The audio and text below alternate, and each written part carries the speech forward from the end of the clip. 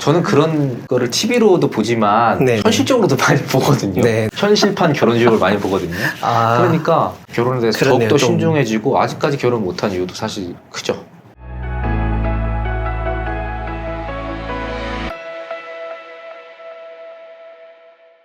정조의무라는 게 결국 이제 부부 관계에 대한 거잖아요. 이 두 사람이 부부 관계를 하지 않는 것도 그것도 이혼 사유가 될 수 있을까요? 예, 물론입니다. 우리 법은 생각보다 부부 관계를 간단하게 생각하지 않아요. 이제 부부 관계도 혼인 생활을 유지하는 데 있어서 굉장히 중요한 요소라고 생각을 하고 있어요. 민법상. 그러니까 이제 정조 의무라는 개념도 법에 포함이 되어 있는 것이고 그런 거거든요. 일방이 어떤 합리적인 이유, 예를 들면 뭐 상대방 배우자에게 뭐 성병이 있다거나 본인에게 질병이 있어서 부부관계를 유지하기 어려운 어떤 사정, 합리적인 사유가 없는 경우에는 부부 일방이 일방적으로 부부관계를 거부해서 네. 혼인관계를 조금 좀 뭐랄까 위태롭게 하는 경우에는 이혼 사유를 보고 있습니다. 이런 경우에 이런 질문을 하실 수도 있죠. 이제 부부관계의 횟수. 그러면 이런 그렇죠. 질문들 많이 하세요. 한 네네. 달에 한 번 하는 거는 괜찮은가요? 네네네. 뭐 네. 1년에 한 번 하는 건 괜찮은가요? 이렇게 질문하시는 네네네. 분들 그렇죠, 많으세요. 그렇죠. 네네네. 그래서 이런 경우에 저희가 획일적으로 뭐 횟수를 가지고 이런 경우에는 이혼이 된다 안 된다 이렇게 말씀드리기는 어렵고 부부관계를 회피하게 된 동기가 무엇인지 회피한 기간도 중요해요. 얼마 동안 이렇게 부부관계를 회피했는지 그런 것들도 법원이 다 참작을 해가지고 이거는 좀 심하다. 네. 부부관계도 어떤 혼인관계를 유지하는데 굉장히 중요한 요소인데 상대방이 부부관계를 일방적으로 합리적인 이유 없이 거부함으로써 상대방이 좀 괴로울 수 있거든요. 그렇죠. 네, 이렇게 괴로운 경우에는 이혼하는 것이 맞다라고 인정하고 그렇게 인정한 판례도 있습니다.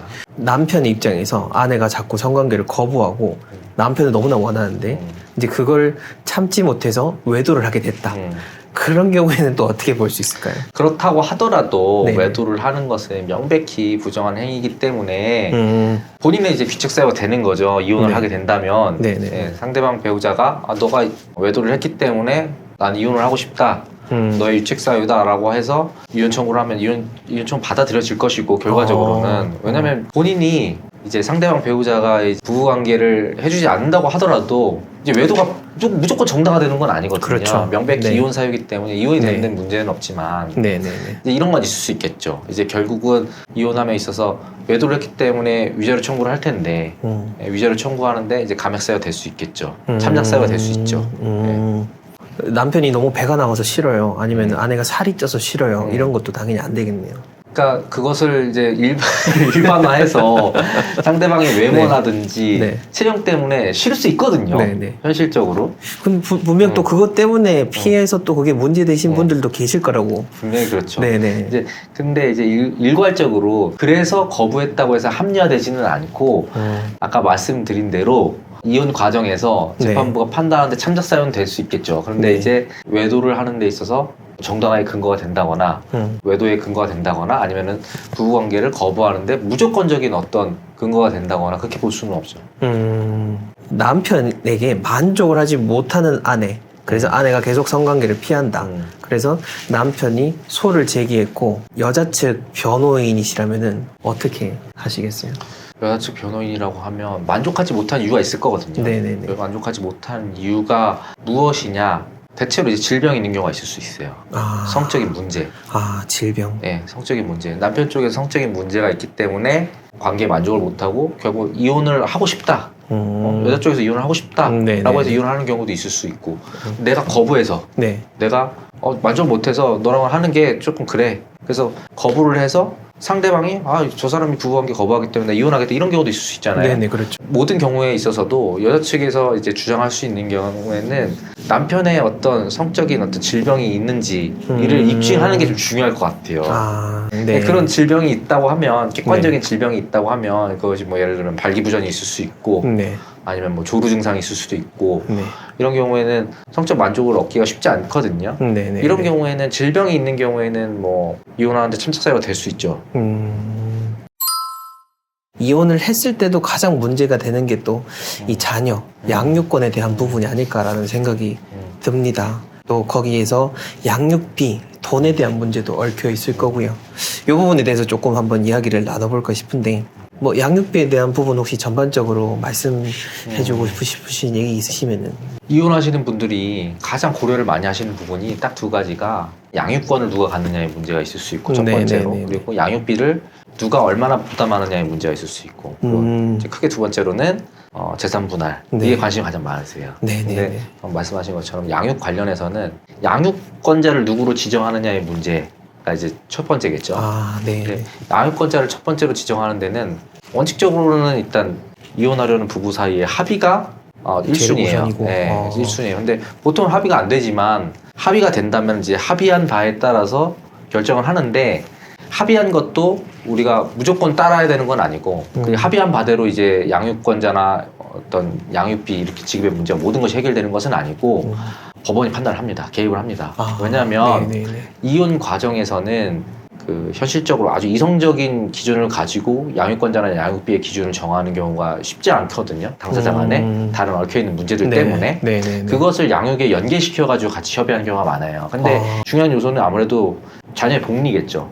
제일 중요한 건 자녀거든요. 그래서 법원이 부부 당사자 서로 간에 양육에 관하여 어떤 협의사항이 있다고 하더라도 협의서를 제출해도 법원이 판단해서 이거는 자녀 복리에 맞지 않다. 뭐 양육비가 너무 현저히 적다거나 양육권자가 내가 볼 때는 왜 이 사람을 지정을 했지?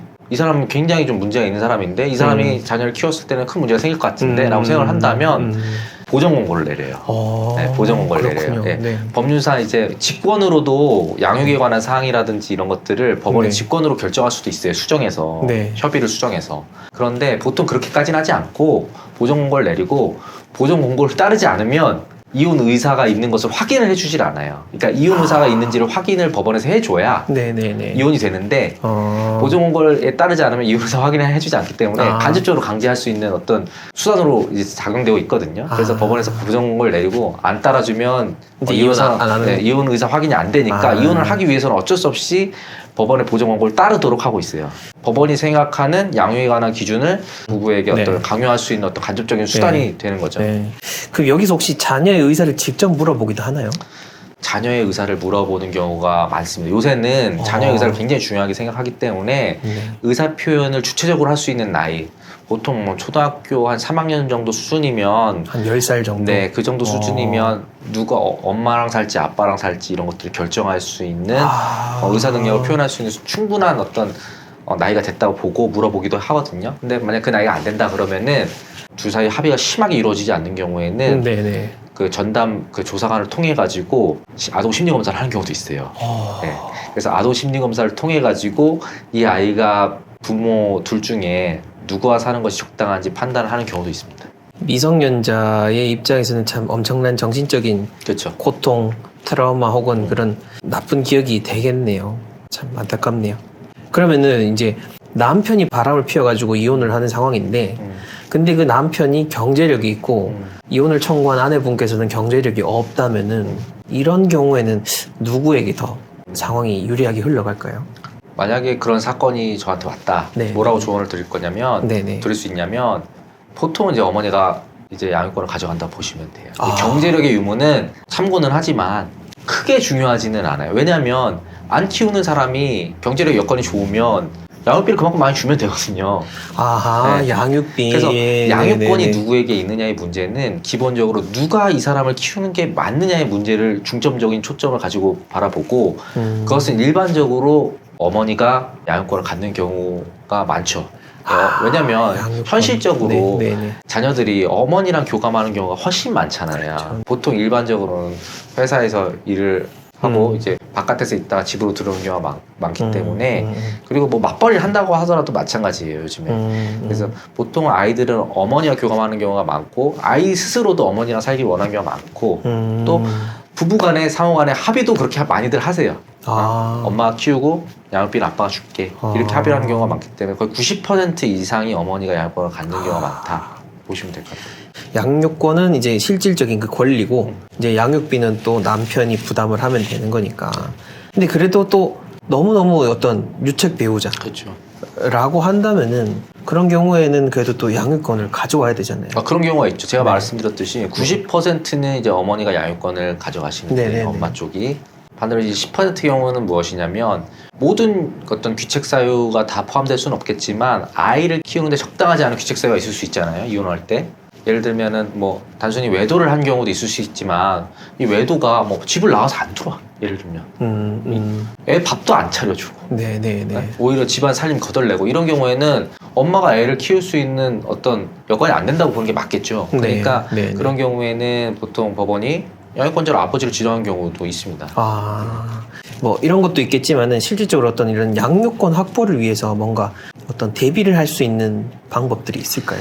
아까도 말씀드렸지만 이 양육권을 누가 갖느냐의 문제는 자녀의 복리와 굉장히 밀접한 연관관계가 있기 때문에 네네네. 자녀와의 친밀도가 굉장히 중요해요. 그래서 양육권을 가지고 오고 싶으신 분들은 아이와 친밀도를 형성했다는 증거, 그러니까 예를 들면 같이 찍은 사진이 있을 수 있죠. 같이 네. 놀러 가서 찍은 사진이라든지 뭐 네. 서로 간에 어떤 주고받은 메시지, 아들과 내 사이, 뭐 딸과 내 사이는 이 정도로 가깝다. 근데 상대방 배우자는 그렇지 않다라는 정확적인 네. 증거들을 네네. 미리 수집하시는 게 좋겠죠. 근데 다만 아까도 말씀드렸듯이 원칙적으로 실무상으로는 어머니에게 양육권을 많이 인정하는 추세이다. 근데 또 재밌는 건 뭐냐면 네. 요새는 양육권을 서로 안 가져가려고 해요.